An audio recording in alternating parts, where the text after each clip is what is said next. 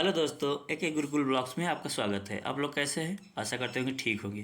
तो आइए बिना देर करते हुए पढ़ेंगे महाकुंभ मेला 2025। महाकुंभ मेले से बनने वाले महत्वपूर्ण प्रश्न, जितने भी क्वेश्चन बनेंगे यहाँ से एग्जाम में आएंगे, वो सभी क्वेश्चन यहाँ पे दिया गया और व्याख्या सहित।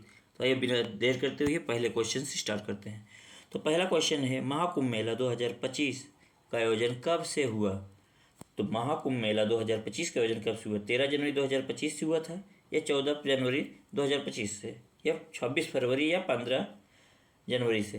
तो इसका सही आंसर हो जाएगा ऑप्शन नंबर ए, 13 जनवरी 2025 से हुआ है। पौष पूर्णिमा के दिन से स्टार्ट होता है। दूसरा नहावन होता है 14 फरवरी को, तो 14 जनवरी को, यानी कि माघ पूर्णिमा जो जिसे माघी पूर्णिमा बोलते हैं। तो आइए दूसरा क्वेश्चन देखते हैं।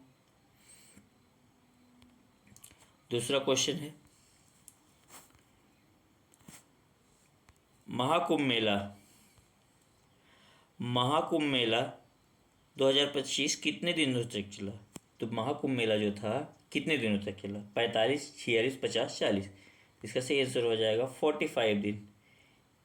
कितने दिन? 45 दिन। तो 45 दिनों में देखिए, महाकुंभ मेला 45 दिनों तक चला। इस दौरान 65 करोड़ लोगों ने शाही स्नान, जिसे अमृत स्नान भी कहा जाता है, किया है। यह 144 वर्षों के बाद यह मुहूर्त आया था। कितने वर्षों बाद? 144 वर्षों बाद। तो आइए अगला प्रश्न चलते हैं। महाकुंभ मेला 2025 का आयोजन किस शहर में हुआ? तो किस शहर में हुआ था? ये अपने प्रयागराज में हुआ था। 2025 वाला कहाँ हुआ था? प्रयागराज में।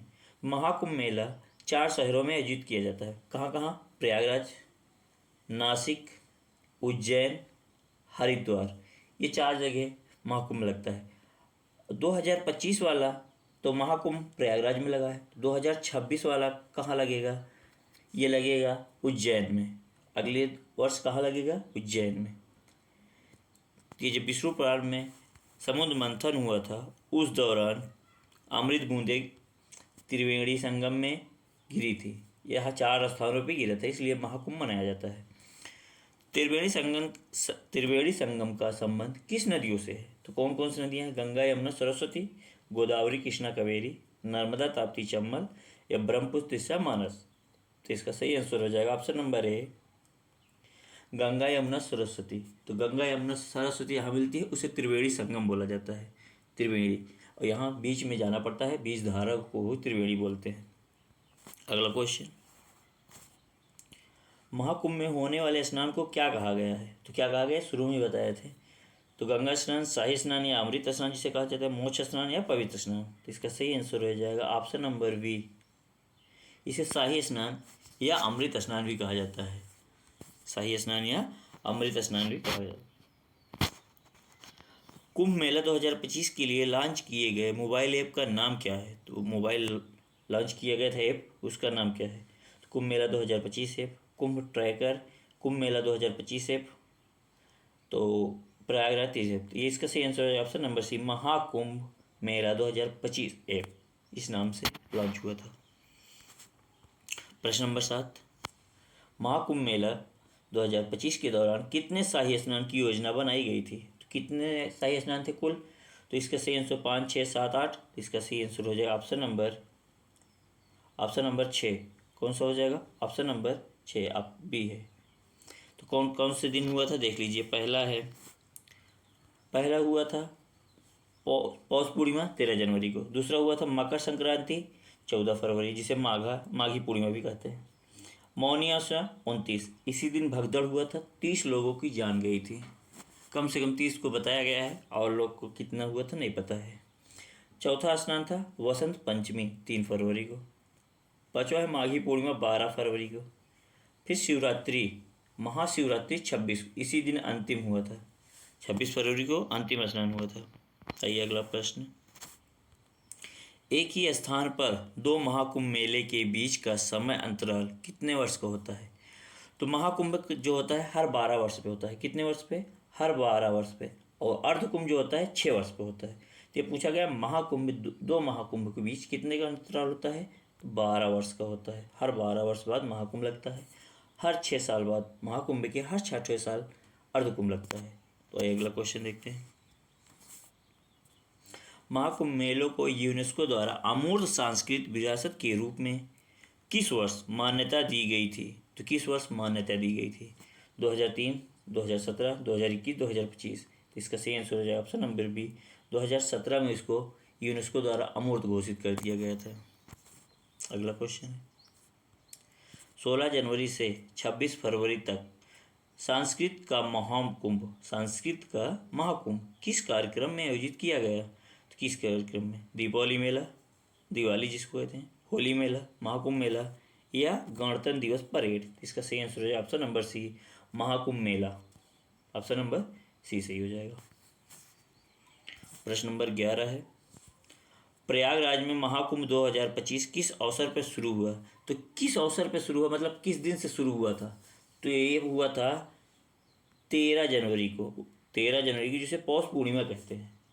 14 तारीख को मकर संक्रांति, दूसरा नहावन हुआ था, तो पहला इसी दिन शुरू हुआ था। प्रश्न नंबर 12 है, महाकुंभ मेले का महत्व क्या है? महत्व क्या है? ज्योतिषी संप्रेषण या मौसमी फसल या ऐतिहासिक लड़ाई या जनसंख्या में वृद्धि? इसका क्या है महत्व? ये है जाएगा ज्योतिषीय संप्रेषण। क्या हो जाएगा? Option number A. 13 नंबर प्रश्न, कौन सा हिंदू धर्म ग्रंथ कुंभ मेले की उत्पत्ति का वर्णन करता है? तो कौन सा हिंदू धर्म ग्रंथ कुंभ मेले की उत्पत्ति का वर्णन करता है? तो कौन करता है? ऋग्वेद, भगवद गीता, उपनिषद या पुराण? इसका सही आंसर हो जाएगा ऑप्शन नंबर सी, पुराण। कहते हैं जब समुद्र मंथन हुआ था तो विष निकला था, तो शंकर जी पी गए थे, पूरा अपने कंठ में धारण कर लिए थे। और जब अमृत निकला था तो राक्षसों द्वारा छीना गया था, तो विष्णु जी लड़की का रूप यानी मोहिनी का रूप धर के जब ले गए थे तो राहु केतु को मारे थे। वहीं पे समुद्र के जरिए गरुड़ भगवान अमृत लेके चले थे। तो 4 स्थानों पे गिरा था। पहला गिरा था प्रयागराज, हरिद्वार, नासिक और उज्जैन, ये चारों जगह। इसीलिए महाकुंभ मनाया जाता है इस चारों स्थान पर, हर 12 साल पे, और 6 साल पे अर्धकुंभ।